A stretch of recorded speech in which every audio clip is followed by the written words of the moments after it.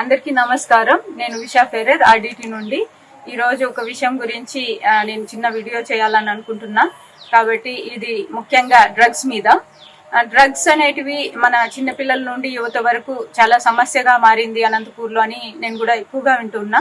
కాబట్టి మన పేరెంట్స్ అందరూ కూడా మన పిల్లల పైన ఇంకొంచెం ఎక్కువగా శ్రద్ధ తీసుకొని మన పిల్లల్ని కాపాడుకునే దిశగా మనం అందరం చూసుకుంటామని మనస్ఫూర్తిగా కోరుకుంటున్నా.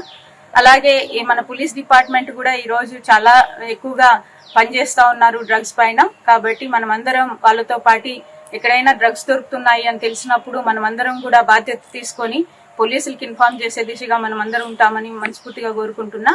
అలాగే ఈ రోజు సామాజిక కార్యకర్తలు తర్వాత మన అనంతపూర్ ప్రజలు ఒక మూవీని కూడా తయారు చేయడం జరిగింది. అది రేపు రిలీజ్ అవుతుంది.